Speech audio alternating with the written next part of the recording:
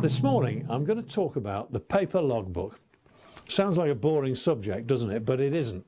It's actually increasing in importance as we rely more and more on electronic navigation. But I'm going to start by showing you the cover of my first ever ocean-going logbook. And here it is. This cover, well, you can see it's been battered by time, it's been knocked about by deck leaks and goodness knows what else, but there it is. It's an old book, 10 by 8, that my wife found somewhere. But my early logbooks are sort of half logbook, half diary really. And this one, I love this cover. It's an advertisement that I cut out of an old copy of Yachting Monthly back in 1974. And as you can see, it was an advertisement for Pimm's, and the picture, which you can hardly see now, I actually have a copy of that up on my dining room wall. And it's a picture of Charles Nicholson steering Candida in a big class race in the 1930s. The yacht you can see to leeward under the end of the boom, the big black boat, that is Britannia herself, steered probably by King George V, or if not him, then by his sailing master Sir Philip Hunloke, thundering up under the lee as these great yachts hammer down the Solent. What a grand, inspiring shot that was. And it always tickled me. There's nothing like a Pimm's at a time like this. And last week I was telling you about a storm I was in. Well, this is the logbook we had at that time. And there's nothing like a Pimm's at a time like this when you're on your knees at the bottom of the companionway praying for deliverance to your maker. So there it is. But what's inside it is interesting. The entries are really very simple in those days in navigational terms. Remember, most of these entries were made on an ocean passage. We're actually bound south into the South Atlantic when this particular page was done. You can see it here. We've got at the top, we've got a good position. That's an astro position, and I've simply written down latitude and longitude, which is really all we needed. That will be transferred to the North Atlantic chart, and that's it for the navigation really until 24 hours time. If you read on, you can see that there's quite a lot of commentary there about what we've been having for dinner, because really, you know, what we ate was a big part of the day. Sometimes I would enter what I've been reading about, or one thing and another, and further on down the page you'll see that there's an entry about the accuracy of the timepiece. Somehow we've managed to, we're nearly at the equator here, we're at 2 degrees north, and we're somewhere off the bulge of Africa, heading down, and we're desperate for a time check because I'm using the Smith's electric clock that I bought in a hardware shop. That was my chronometer in those days, and they were pretty good. And if you look at this, you'll see I've found a time check. It looks as if I got it from Russia. And down on the side there of the page, it says that the time check was 17 minutes out. So I'm sorry, 17 seconds out, and it was bang on, because that was the rate that I'd given the clock. I expected it to be 17 seconds out, and it was, which meant that my astronavigation could be pinpoint accurate, because remember that anywhere near the equator, 4 seconds of inaccuracy in your timepiece means a mile adrift in your position. So you've got to watch out for that. So it's all there in the old logbook. Lovely, isn't it? Now, our landfall with this book was in northern Brazil, at a place called Salvador, which is just south of the equator.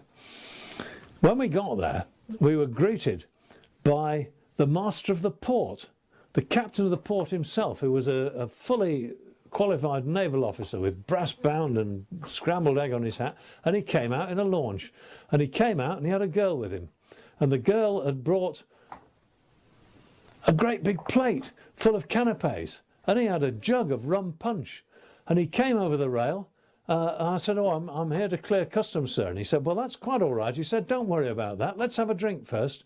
And he told us that this particular day was the anniversary of, I think, the birth or the arrival or something of Lord Cochrane, who had fallen foul of the British authorities. He was a naval officer, a proper frigate captain who'd done great things during the Napoleonic Wars, but he didn't get on with the authorities, and something had happened and he'd left, and he'd come down to South America in search of adventure, and he became their first admiral when they were fighting for independence from Spain and Portugal, these countries back in those days, and they've never forgotten. And so the captain of the port, he gave me some flowers. He handed them to my wife, and he gave me this little card which has got his name on the bottom, and it says, "On the day of tomorrow we do commemorate the 2nd century of Lord Cochrane's birth, who fought for the Brazilian independence, and we have the honour of having his personality as our first line admiral.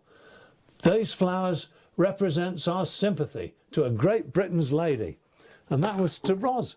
And he handed over the flowers and we all had a party. But you see, I've put it all in the logbook. And that's what you should do. If you have a logbook that's not ruled up with loads of columns, you can do this sort of thing. And when we get somewhere with our logbooks, which are never ruled up unless I rule them myself, I rule up what I need, nothing else. And when we arrive somewhere, the logbook becomes our visitor's book, which is brilliant because it means that we always remember where we met somebody. And as we look back on the logbooks 20, 30, 40 years later, we can remember, do you remember old Charlie? Goodness me, he could put it away, couldn't he? Or that fella who crossed the Atlantic and he never had a chronometer and he did it all on latitude and he found Barbados anyway. Yeah, you can do all that. So it's a good trick not to buy a ruled up logbook.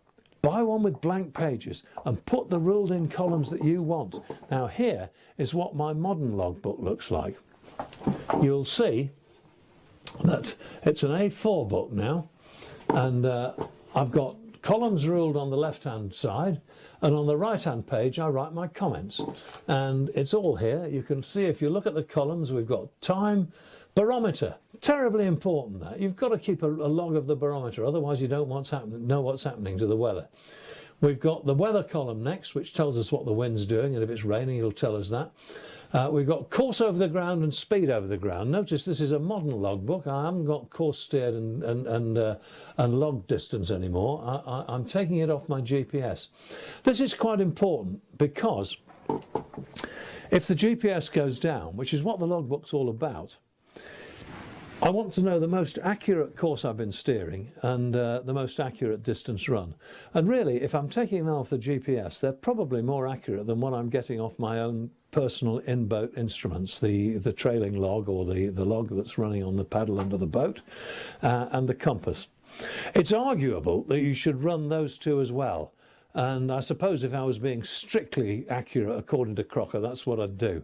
But the fact of the matter is that if my GPS goes down, the very worst position I'll be in is that it'll be an hour since I had a log entry, because I'm entering it most times on the hour. I can look back and I can see where I was an hour ago. I can see what course I was steering. I can see what speed I was making. If I slowed down, I can make some sensible adjustment. And with that, I can plot an estimated position, because as we look at the logbook, we can see that the next column is position.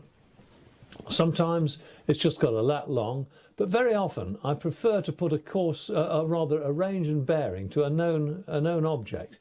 The reason for that is that it's a lot easier to plot a position with just a single bearing on a plotter, on a chart protractor and a pair of dividers than it is to start scratching around trying to plot an accurate lat long position. So if I'm doing my position, I try to put range and bearing to a known object.